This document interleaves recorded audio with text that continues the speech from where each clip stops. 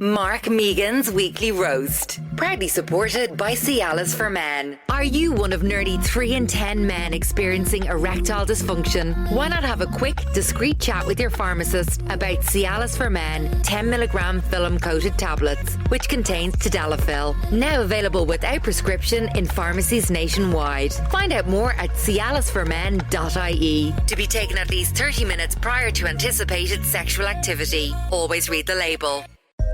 GoLoud.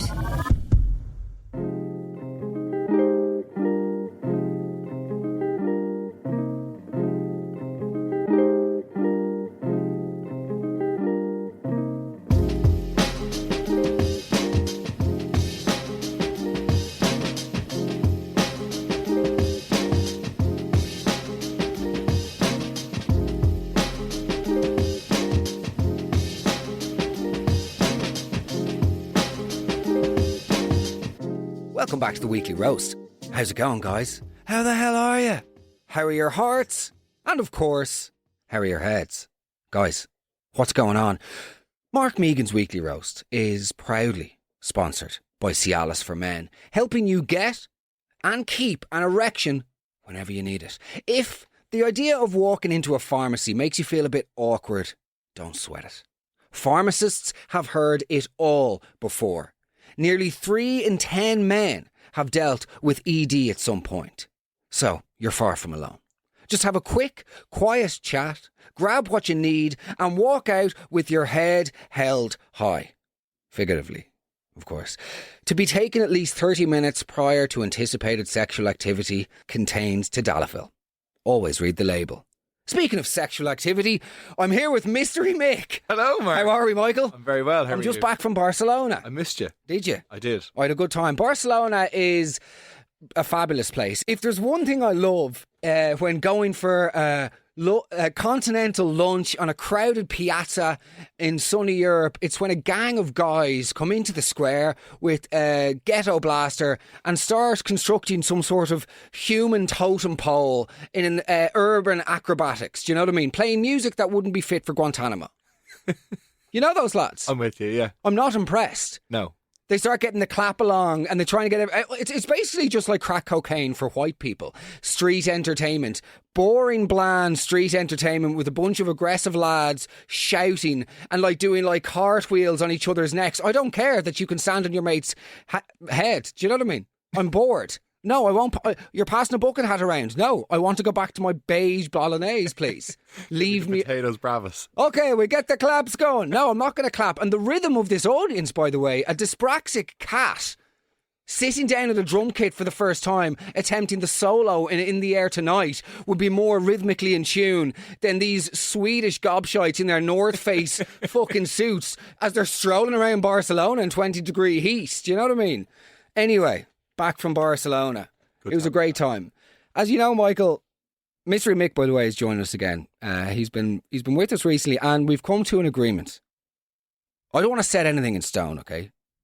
But let's just say there's been an agreement, agreed in blood.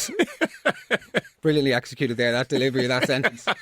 There's an agreement wherein if Michael makes me laugh out loud, okay, we will sign a contract and he'll become full-time assistant producer of the Weekly Roast. Let's go. That's the deal.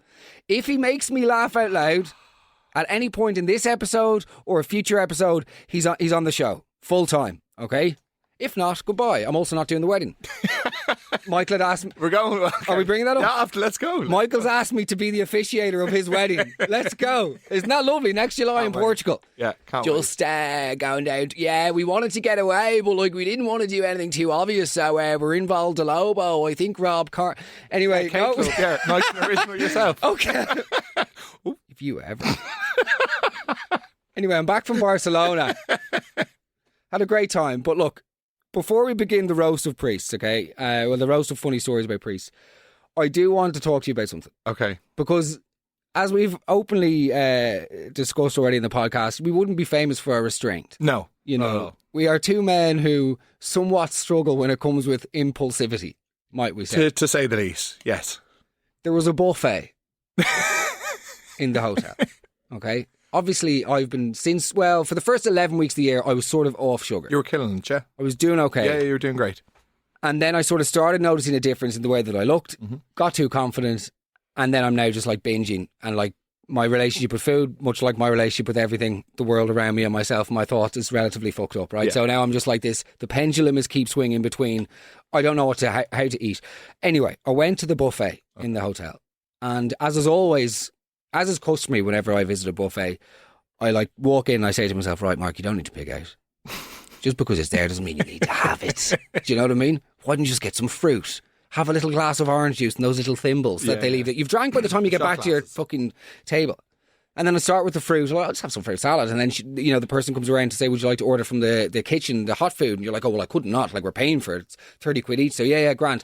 I'll have some eggs. All the while, you're looking at those sort of the livestock grazing on 15 hash browns and churros and all the rest. And you're like, look at those animals, pigs at the trough. Yeah. Glad I'm not like those. I'm just going to have an omelette. I'm a fucking fitness guy. And then you're like, well, actually, now we have spent the money, so I should probably get like a pan au chocolat. Do you know what I mean? I ended up getting a plate of churros. Churros,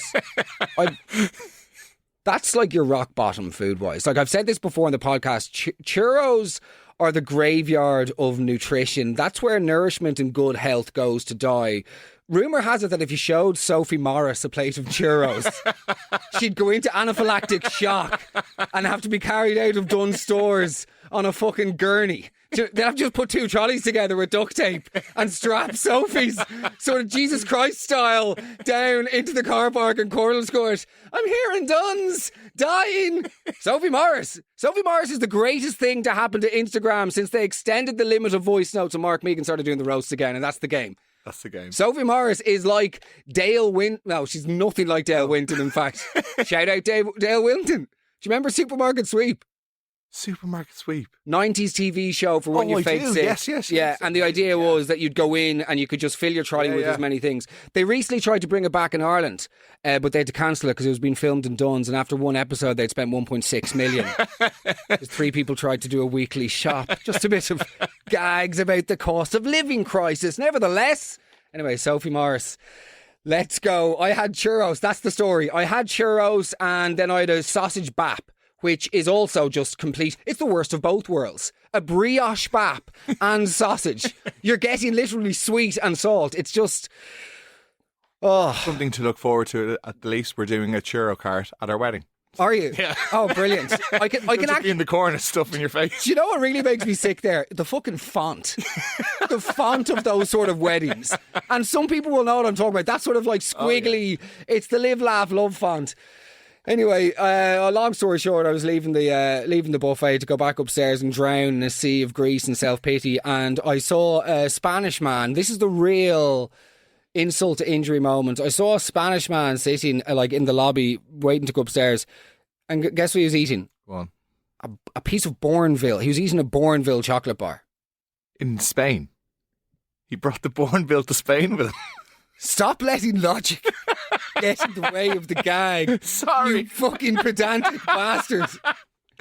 Nevertheless, the man was sitting there eating a There should be a governmental register for people that eat Bourneville chocolate of their own volition. That's when you have to hand over the hard drive. That's when you have to alert the authorities if you're within 100 metres of a school. If you're eating Bourneville... Like what, were they sold out of cooking chocolate? Do you know what I mean? Bark. How could you ever go, I'm in the mood for Bourneville? Nonsense. It's like that era we were in about 6 years ago where everybody started buying chocolate by the percentage. Will you fuck off? Oh, it's 98% and it's got sea salt in it. Good luck. Once you have to quantify your chocolate by numbers, it's the enjoyment. I want my chocolate to be chocolatey and my priests to be holy. Welcome back to the Holy Show. It's the weekly roast of funny stories about priests. I'm here with Mystery Mick and his slippery. Let's get into it. I went to college in Limerick, and on the day of graduation, the priest who lectured us in theology was there. He knew us all well as the class groups were fairly small. He came up to a group of us and shook hands with my friends and I. We were all dressed in our finery, hats and gowns. He came over and said, "Co-gorgeous." Unfortunately, my friend misheard him completely and was caught off guard. As she was shaking his hand, she replied to him saying, "You're gorgeous too." Needless to say, she's never lived it down. Just complete insanity. Ridiculous. Why would that be the assumption? Why is that the response, even if he did say that? If it was a priest and he's telling you you're gorgeous, you call somebody... You're gorgeous too? Thank you very much. You're gorgeous is not the response to a priest on your graduation going, you're gorgeous, you're gorgeous. Do you know what I mean? Thank you, Father, you're gorgeous too. This is complete insanity. Like, why is that the response? Did I ever tell you this is complete slop? Too early on in the podcast to be bringing out a story like this. But I was over in a friend of mine's gaff like years and years ago. I was about, I'd say 10, and I was in my era of like prank calls, right? So last year, was it? He's back, he's permanent, let's go. Last Tuesday afternoon. That was that wasn't a real laugh. Anyway, I'm in my friend's gaff, right? And I was like, give us your mum's mobile number, and I'll give her a ring. So I ring his mum. She was from the north. I think she's from Derry, right? And I rang her and I was like, I just put on like a complete nonsense voice. I was just like, hello, GD, right? And she goes, oh, is that you, Amahan? I was like, sorry? And she was like, is that you, Amahan? And my friend was like, there's a new cleaner coming. Turns out there's a new, they were getting a cleaner who was from the Philippines and whose name was Amahan. And I was like, yes, it's me, Amahan. And then she was like, oh, what about you, Amahan? I'll be home there in a wee while, probably only in 30 minutes. And I just don't know why I said this, but I was like, there is a man at the door. And she was like, all right, I don't think we're expecting anybody, Amahan. I'll be home there in a wee while. You wait there. He has a gun. Oh, fuck, Amahan, run out the back way. And she starts going crazy, like, and obviously we burst out laughing and that was the end of the prank call. But I'm just like, what sort of man is going to have a gun and just walk through Sandyman and go there, ding dong, hello? Yeah, what's the story? I'm just a man here. By the way, I've got a gun. Do you know what I mean? I'm an armed assailant. That accent was fine. I'm an armed. I'm trying to read the room. Anyway, yeah, good luck. The priest wasn't gorgeous. What are Matt? Hi, Mark. So I was getting married away from home from my locality, so I wasn't in the know of this priest at all. But we met him anyway about a year before that we got married, and he came across so nice and easygoing. So he was so open to like all the ideas that we had, including our non-religious songs, which I suppose many priests are picky about that. But all was great anyway until the evening before the wedding, when we came to the rehearsal for the church. And my dad was slightly late. He was across the road having a scone and a cup of tea as he was starving after the drive. Anyway, when my dad arrived, I got the vibe off the priest that he was none too pleased with his tardiness. So he took him aside and said, this is rehearsal time, not tea time, in quite an abrupt tone. And I was like a little taken aback, but I wasn't too bothered by it. But oh my God, did he show his true colours on the day of the wedding. My sister, who was my bridesmaid at the time, she was suffering from panic attacks, and they just come on her like kind of all of a sudden, where her throat would begin to get like all dry and things like that. So it was at the time of the communion. So up she went anyway and took the communion, and she kept it in her hand until she was able to, I suppose, receive the Holy Ghost. And the priest saw that she had not put it into her mouth, and he stopped the whole communion, left the other parishioners hanging at the altar, stormed down to my sister and asked angrily, what are you doing with it? You are committing sacrilege. And he took it off her. And all the while I was sitting at the top of the altar wondering what was going on. And I was like thinking, oh my God, what a nice priest. He's going down. He obviously sees that she's about to have a panic attack and is asking if she's okay. No. He was just being a big, massive arse, really.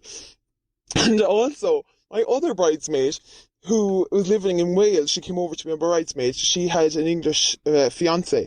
And sure, he just strolled up for the communion as well. He didn't know what was going on because he wasn't a Roman Catholic or anything. He was like, oh, what's everyone up to there now, lol? I'll stroll up to the communion as well. And obviously the priest saw that he wasn't, like, the hand gestures weren't appropriate for, like, taking communion. So he obviously knew that he wasn't used to taking communion. And he was like, do you receive? And he was like, no. And he was like, literally, like, just shooed him away. He's like, get out of here. Like a normal priest would probably just give him a blessing, But anyway, after the communion, the rest of the mass then was pure somber. The tone completely changed, and he was like, if people do not believe, they should not be coming up for communion.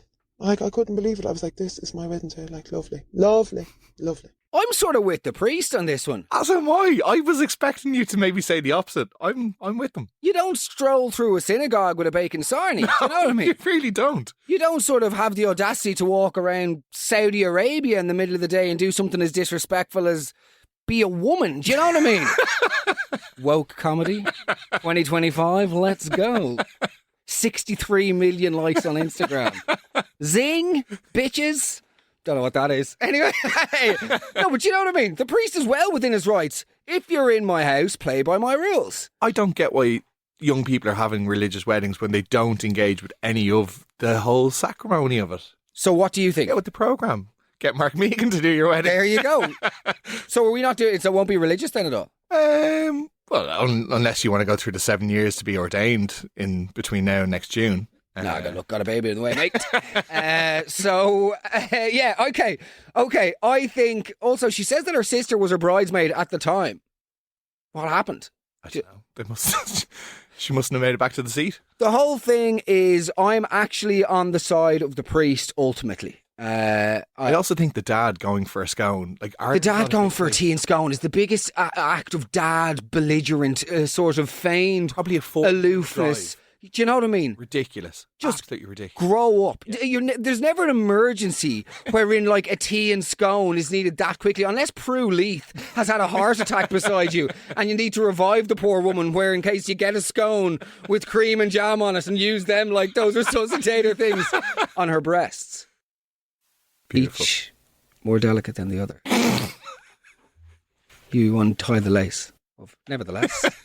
40 virgins. Have you ever heard about that? No. 40 virgins. Isn't that the idea with Islam? When you die, you get 40 virgins. Sorry, of course, yes. Yeah, if you want to see 40 virgins, just go to Enoch Burke's 21st birthday party. Relevant, culturally relevant Irish comedy. Lads, did you hear about the feckin' Jesus? Only in feckin' Ireland would you imagine the feckin' Enoch Burke. Welcome back to the Weekly Roast. Okay. If you want to see 40 virgins, if you want to see 40 virgins, you should have joined your nearest Irishman standing up and taking back what's ours with tricolours in the bio. Running club. Running clubs? I don't know. I've been in trouble with the priest once, really badly. What did you do? I was 12 years of age and I had an Eminem CD in my bag, and Eminem was banned. Yeah. And the priest came in and he had a really thick Dundalk accent, and he got up and made me, he took the booklet out of the CD and read the lyrics out to the entire class. And so he comes in, he grabs the CD, and it was the Eminem show, the opening single, which was the hit, was Lose Yourself. Mm-hmm. And he takes the booklet out, and in his big, thick Dundalk accent. No. If you had one shot, what opportunity to seize everything you ever wanted? One moment. Would you capture it? Or would you let it slip through your fingers like a water slide? Yo, his palms are sweaty, knees weak, arms heavy. Vomit on his sweater already. My mother made spaghetti. He is novice, but on the surface, he looks calm and ready to drop a bomb. But he keeps on forgetting what he wrote down. We just keep with the 8-minute long For song. the love of God, Oniva. Hi Mark. The day of our wedding it was in Ireland, but it was really, really, really hot, like freakishly hot. And the priest was sweating, pretty profusely, like we all were. But he, I don't know, maybe had a few pints the night before, so he was pretty extra sweating. And as the mass went on, the white garments started sticking to his body. At one stage, the best man leaned into my husband and said, "Geez, I hope he's wearing underwear." And he was, thank God, but that was all he was wearing. We saw, husband and I got a front row seat to the whole thing, so saw his nipples about halfway through the mass. There was fans everywhere. Everyone was laughing. It was mid-COVID as well, so it's probably brought an extra bit of madness to the day. But yeah, he was good crack, and didn't get any photos with him afterwards, obviously, because I didn't want to be anywhere near him with that amount of sweat, but it's good crack, and he's a nice priest. It's good crack seeing a priest's nipples. What are your thoughts? How sweaty was he? Priest garment aren't, they're not like, I don't know, I'm very disturbed by this. I'm not super au fait with the various brands of priest robes. Surely this was one of the lower, like, the fact that it's going see-through with a light bit of perspiration. Yeah, the sheen tunic is not, it's not great. This is the ASOS. So whenever you see it online, it looks unbelievable, and then you get it, you're like, fuck, the nipples. Oh, the two things I was hoping wouldn't be visible. My nipples and cock and ball. Like, it's just not necessary. Surely there'd be surely the left and right side of the cross would be covering the nipples. Isn't that the idea anyway? This is just bananas. And also, why would he not be wearing underwear? He was wearing underwear. No, but priests don't wear bras. But you'd wear boxers at least. He was wearing underwear. I thought they were worried that he wasn't going to be wearing. Like, why would that even? She was worried because the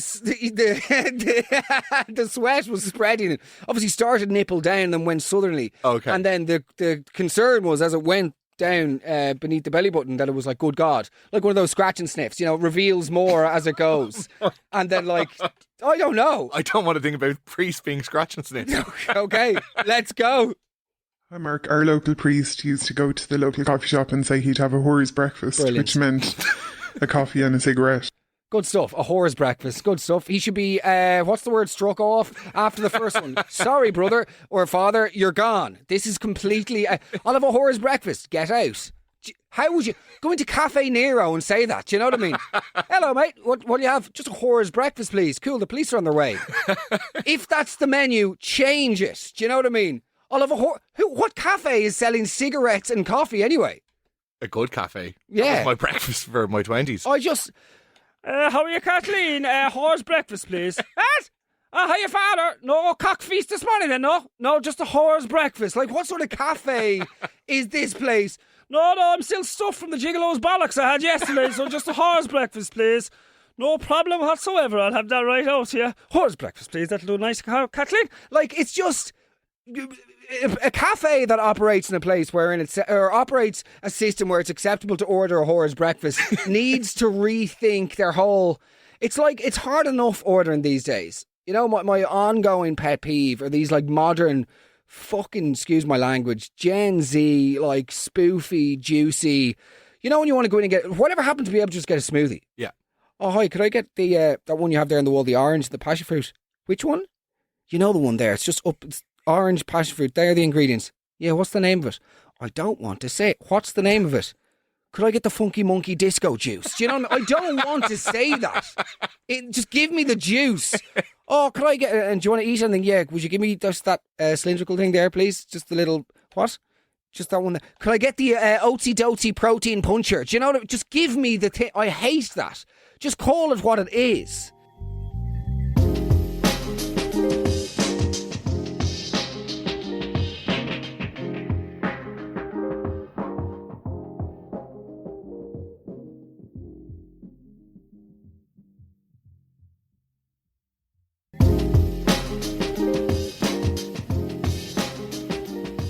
Oh, guys, I hope you're enjoying the weekly roast. It's great to be here. Thank you so much for listening. I forgot to do any of the calls for action at the beginning of the show because I was too busy talking about the bloody buffet and Mystery Mick. So, of course, if you enjoy the podcast, if you're enjoying listening to it, could you do me these two huge favours?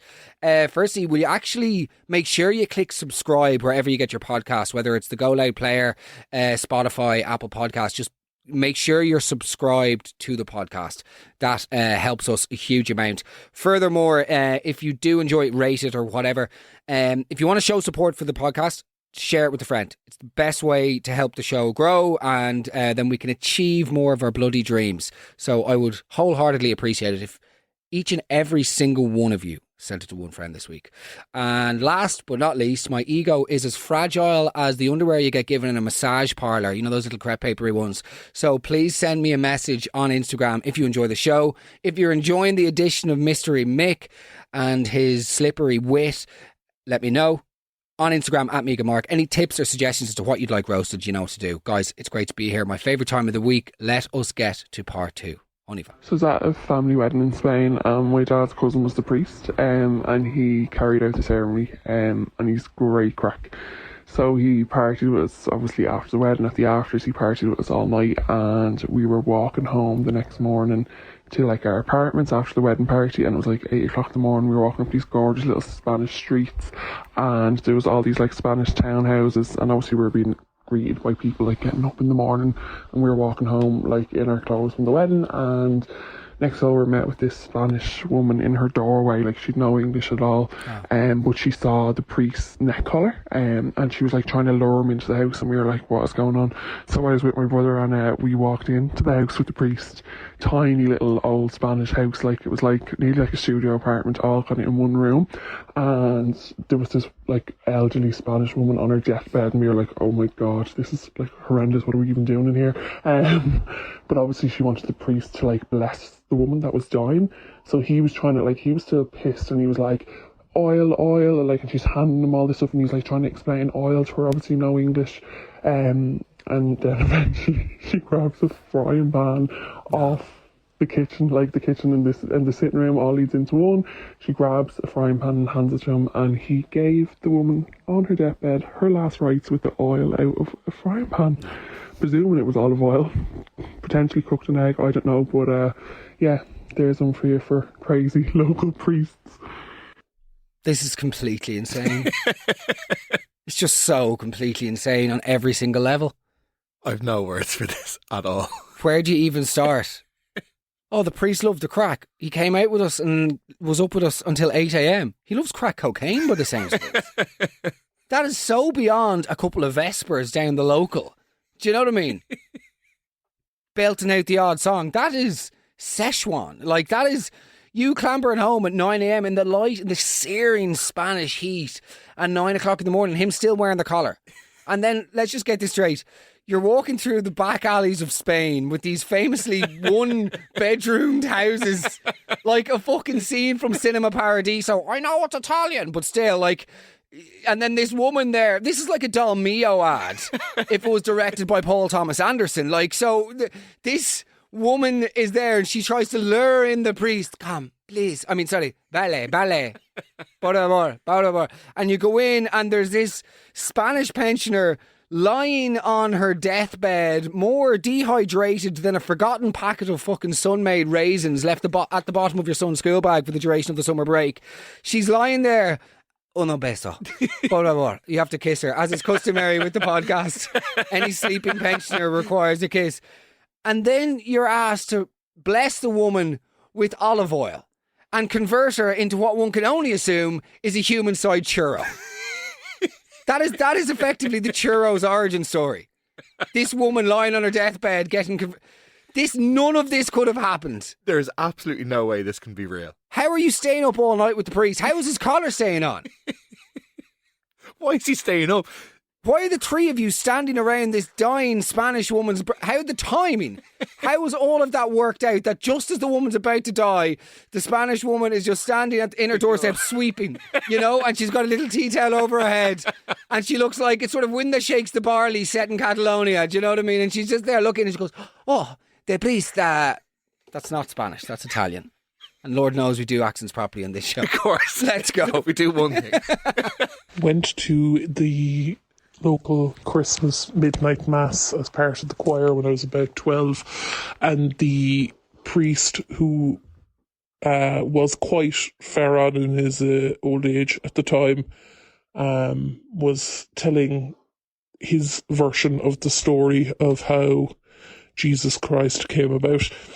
And he made a nice addition that woke up a lot of the crowd, in which he described about how Mary and Joseph's relationship wasn't going so well. Oh. And Joseph was thinking of taking off and leaving Mary. But then he found out about the baby, and he said, I'll have to stay and be a good man now. And the hot gossip at the time was that the priest was trying to make a dig at unwed families and single mothers by putting this out there. So there you go. That's our local priest. In theory. Oh wait, did she say he was having a go at single women? Yes. Okay. It was single mothers, unmarried families. Okay, yeah, that's completely. No, go on with your theory. No, that is completely unacceptable. I thought she meant he was having a go at at guys for absconding. Oh, yeah, I'm with you. Uh, I think he was doing the other thing. I think he was shaming the women for the lads wanting to leave. oh my God. Like, you see, the thing is, in a way, I'm almost like, okay, notwithstanding that, that's horrific, but like, I'm not opposed to the idea of, like, if priests were to like, they talk about the Irish, the great big Irish language revival. Yeah. Can we just fucking revive it? We've been talking about this for about 17 years, this great big Irish language revival. Let's just start talking it rather than, getting some gobshite to come on and go, what we need to do is revive. Yeah, we know that. Prue Leith's breasts have been revived quicker with my two scones. Anyway, I'm not opposed to the idea of like them sort of millenniifying the sort of nativity or something. If that's their way of recruiting for sure. new followers and adding to their clergy or to their flock, if they actually sort of Gen Z up the whole story of, do you know what I mean? Yeah, no, I'm with you. Like if you were in a South Dublin church, for instance, and the guy wanted to appeal to the younger South Dublin generation. Yeah, so basically, like, Mary, she's like a full-on wetter, with like a serious rig. She was actually from Nazareth, but like didn't really hang around with the Nazareth girls at the market, like, or the local Stownings. Do you know what I mean? She was more of a sort of like a Galileo gal. I think that's actually what they call their WhatsApp group. Until four of them were beheaded. But like, yeah, basically Mary, she was just like not going to ride anyone, do you know what I mean? But then this like gay lad called Briel showed up at her gaff one day, and Gabriel was like to her, oh, you're pregnant, by the way, like it's happening. And then the lad that she was seeing, Joseph, like I don't think her parents approved because like he never went to uni. I don't know what he did, but like he wore Snickers pants to work and stuff. I think he was good with his hands. And do you want to come to the mass? So stupid. This is like this is a galactic backward step in comedic terms for the show. Good God, Mystery Mick, you need to rein me in. Let's go. Basically, the priest used to call into people's houses just to have a visit, and on one particular occasion, he produced nail clippers and he decided to clip his nails while he was chatting away to us. Happened quite regularly. He also quite frequently took the remote without asking and put whatever he wanted on the TV. So, interesting sort. Wait there. You just come downstairs and your local priest is just watching the bumper episode of The Chase. What?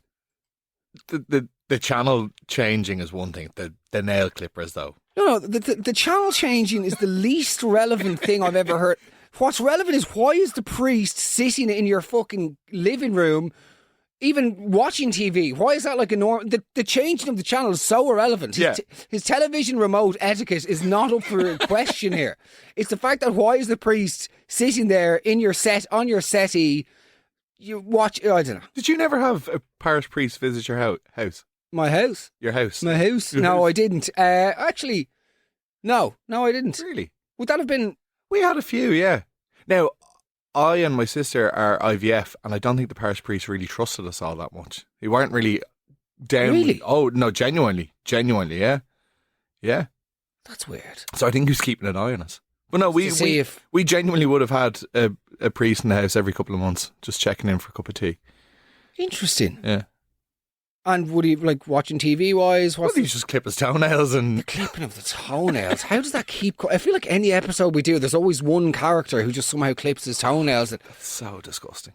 Yeah, this is bananas. The school that I teach in, everybody avoids, if they can, sitting in the chair opposite the staff room door, because when the parish priest makes his surprise visits, he goes straight for that chair and massages away the shoulder of whatever poor unfortunate is sitting there while he's having the chats with the rest of them, while they're all just relieved that it's not them. It's like horrifically creepy. I mean, there isn't a universe wherein an unsolicited massage is acceptable. It's disgusting. It sounds like he's trying to turn the staff room into a stiff room. Am I right? So... just write that one down there whenever I'm asked to present next year's does.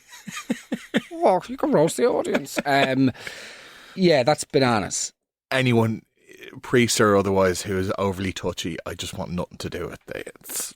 Massage is inherently a sensual thing. Oh, totally. And I know lots of people say it's not and it shouldn't be and it's good for the soul. Of course it's good for the soul, but it's also people want to get their hole when they get, like lots of times.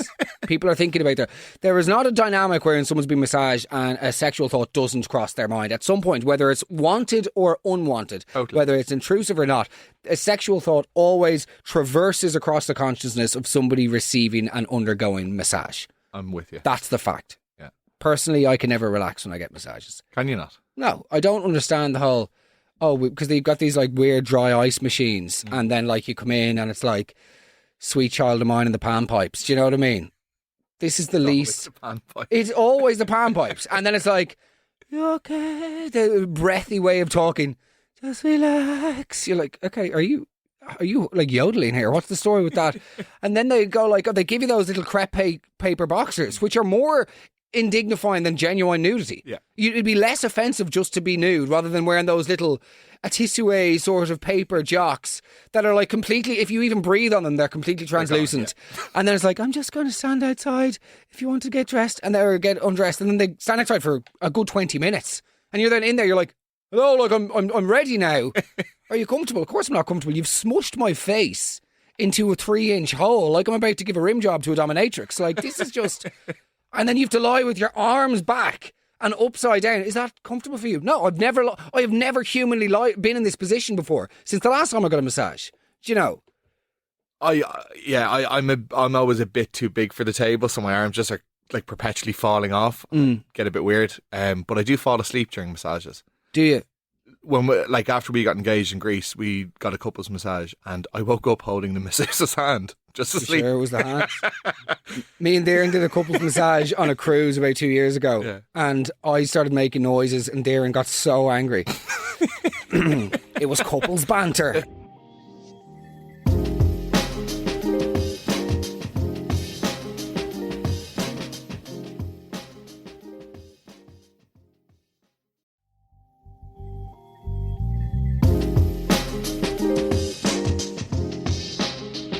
Guys, I hope you're enjoying the weekly roast. It's great to be here. Thank you for listening. Thank you for taking the time every single week. Wherever you are and whoever you're there with, if you're by yourself, like most of you are, thank you for listening and for tuning in. If you enjoy the show, let me know on Instagram at Megan Mark. Send it to a friend. We're here at the final stretch. I hope you're enjoying the roast of funny priests stories. Let's get into it. When I was about 10, myself and my sister used to do the church collections on our road, and the priest used to come every Monday evening to collect the collections. And there was one particular time, it was in the summer, we had gone around and done the church collections and come back, and we decided to get the water guns out, and we were having a water fight. And the priest pulled up, and he was good crack, like he was a young priest, and he always kind of obviously engaged really well with us or whatever. And so we ran over and said hi and sprayed him with the gun, and he took it really well, just laughed, and went in to the parents' house then for a cup of tea. And when he came back out then, after they'd had their cup of tea, he collected the collections, and we ran over to say goodbye, and he hopped into the car, and we were standing at the door, and I shouted after him, "Enjoy your wet dream, Father." Jesus Christ. Is that the story? You just heckled a man. That's like a clip. What happened then? Also, 10 years of age. I didn't know what a wet dream was until I was doing the leave insert. And even still, by the way, which I famously said I've never had one. I think they're the biggest urban myth of all time. I was expecting monsoons, tsunamis in the jocks. Honestly, I was expecting like the dam, the levee breaking, the tributaries of the Shannon exploding in my O'Neill's tracksuit bottoms. I thought I was going to wake up one night sodden. Evidently I did, but that's because I wet the bed till I was like 12. They say it's because I had a nervous disposition. Nevertheless, good God. I mean, I'd want to think that she didn't know what a wet dream was, and it was just... Yeah, hopefully it was just an innocent mistake. Enjoy your wet dream. But if she's doing with this like wink and a smile, no. Bananas levels of... I don't want to say derangement because it's... Perversion. Derangement, good God. Yeah, awful. Absolutely awful. Let's just shuffle past that one, shall we? Yeah, okay. Let's go.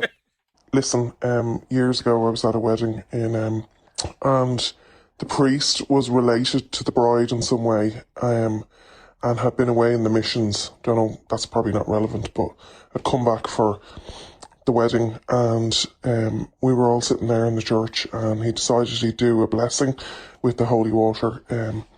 Not something that's normally done at weddings, as you know, but because it was family, he did that. So he's going around with this little bucket of holy water for the Catholics, and he was spraying it with this kind of, I'm sure there's a name for it, but like it was like a stick with a little ball on the end of it. And when he got to he did the bride and groom very last. When he got to the groomsmen, the ball fell off and hit the best man square in his forehead, like, and he ended up like bleeding out of his face, and the whole like church was in ruptures laughing. There's a video of it, obviously, because it was a video of the wedding. It was comedy gold. I've never seen anything like it. Interesting. Couple of things here. I wonder, are priests who have been out doing the missions, like when they come back, are they real like cocky? Like people who've been to London? People who've lived in London and come back to Dublin, do you know what I mean? They begin every sentence with like, well, obviously like in London. Well, over in London, would they be real like, yeah, well in South Sudan. Sorry, Father Dermot, but in South Sudan, like we begin every day with at least a decade of the rosary. Like, I don't know why every priest is saying Dublin. Do you know what I mean? They'd have a story to regale at least. Okay, well, let's get back to the priest walking around with a truncheon with a head on it and spraying people in the face. What? Okay, I don't understand this. So the priest is a family friend, and thus he's allowed to bless everybody. And then he's going around with incense. Incense is just where I draw the line. Incense I hate, and incense needs to be eradicated from all culture. It reminds me of vintage stores and crusties. Why is it that every crusty has to have incense? Do you know what I mean? Oh, we have to light a bit of incense. It all smells the same, by the way. You spot it from a mile away. You smell it. Whether it's labelled, by the way, fresh turf, lavender ass, or honeydew mist, it all smells the exact same. The same fucking synthetic hedonism that contrived crusties use just so everybody in the world knows that they're super, crust. Yeah. Oh, like the artisanal food tent. Oh, we've got loads of incense lit. Good stuff. You're going to charge me €17 for sugarless oat cakes that you're going to lie and say they're biscuits. This is a disaster, crusties. I hate crusties. I'm real anti-crust. You're not a very crusty person at all. No. You're the least crusty person I know. Yeah. You don't see as many goths these days. I'd be all over goths now. Goths are cool.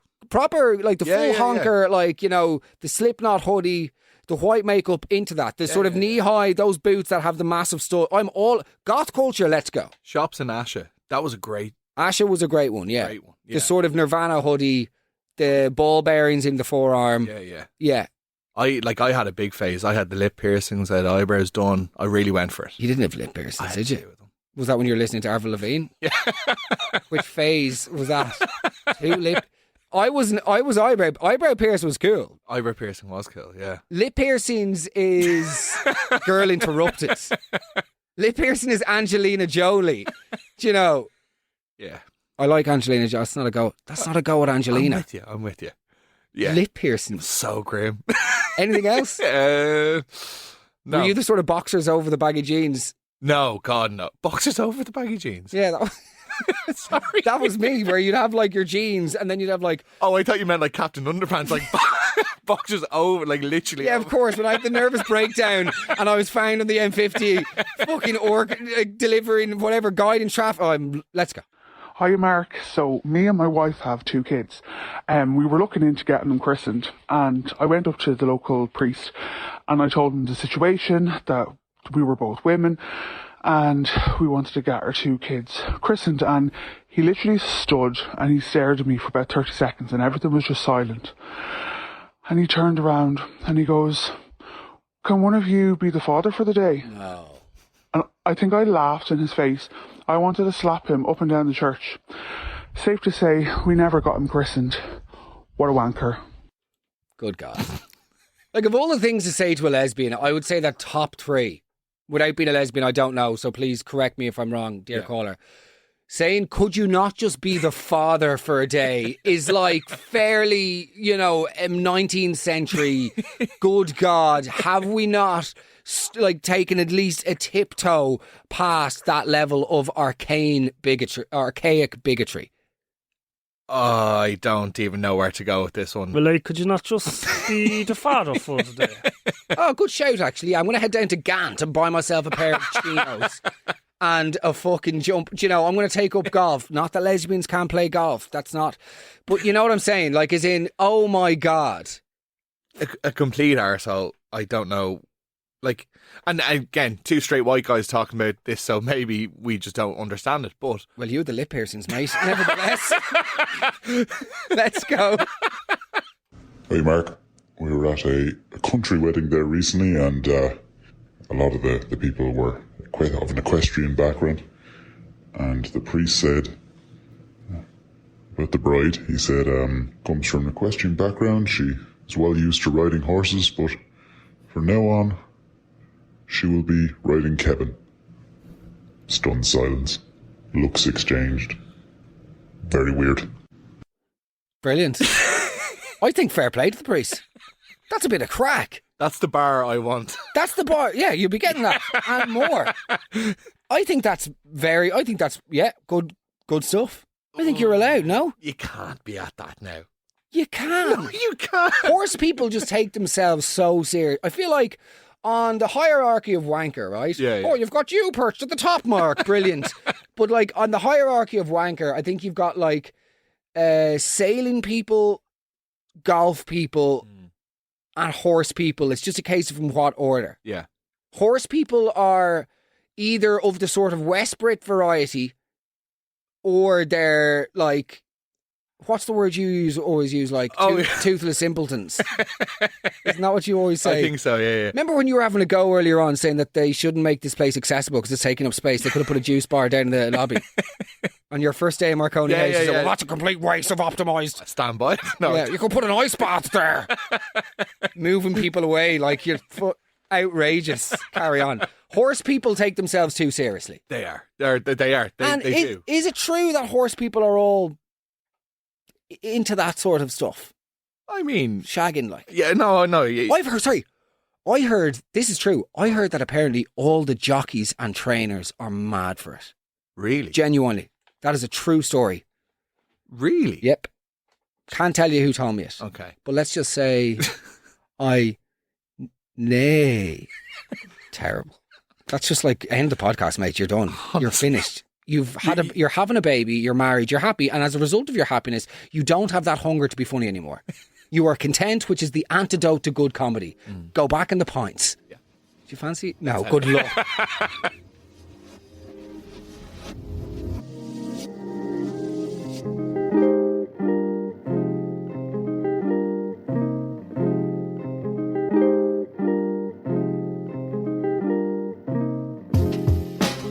Guys, thank you so much for listening to the Weekly Roast. That was a thoroughly enjoyable episode. I hope you enjoyed it.